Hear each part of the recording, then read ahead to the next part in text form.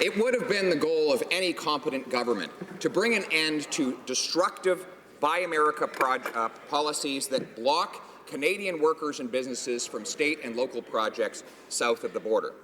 Yet this government has backed down to Donald Trump on pharmaceuticals with higher drug prices for Canadians, has backed down on copyright, dairy, and numerous other issues. Today, so far, they have not been able to point to any victory on Buy America. Can the minister confirm if Buy America will end with the signature of this deal? The Honourable Minister of Foreign Affairs. Mr. Speaker, there's a bit of a mystery here, because last week I think the Conservatives were urging us to capitulate. They were urging us to give in. And this week, the Conservatives seem not to want a deal at all. Our government did exactly what we promised Canadians. We said we wanted a good deal, not just any deal, and a good deal is what we have.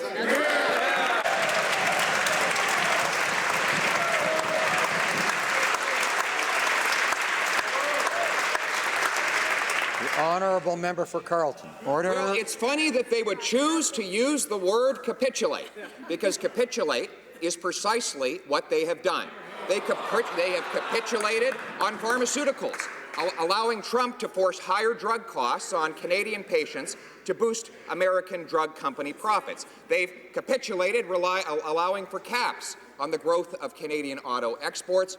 They have capitulated on copyright and dairy. The question is, what did they get in return for all of this capitulation? Did they get an end to Buy America?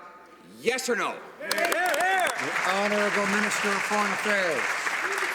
As I said, Mr. Speaker, the Conservatives seem to have discovered a lot of Monday morning courage, having counselled throughout this negotiation that Canada take a softer line. I think Canadians have seen that our government was determined to stand up for the national interest while being fair-minded and seeking reasonable compromise.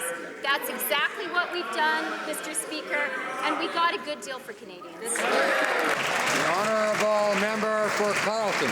Well, she can misrepresent our position all she wants, so I'm trying to find out the position of this government. We know that they've backed down to Donald Trump by capping future growth of Canadian auto exports. They backed down to Donald Trump, forcing Canadians to pay higher prices for pharmaceuticals. We know they backed down on copyright and dairy and other policies. What did they get in return, Mr. Speaker? Is there an end today to tariffs on Canadian steel and aluminum? Yes or no? The Honourable Minister of Foreign Affairs. Mr. Speaker, let me challenge very clearly something simply wrong in what the honourable member said. This deal is great for the car sector. It is great for the car parts sector. That's why the share prices of our three leading car parts companies went up today. That is not a market response that says this deal is bad for our companies and our workers. This is a deal that secures growth and investment in that crucial area, and we should all be proud that we got that.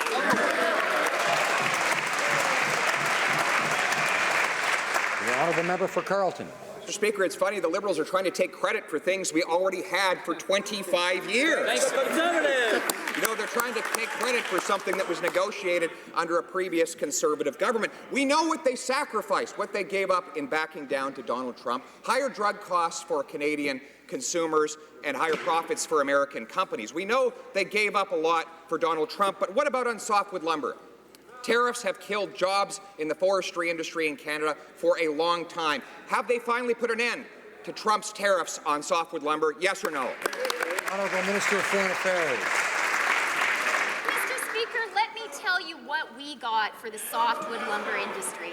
It's something called Chapter 19.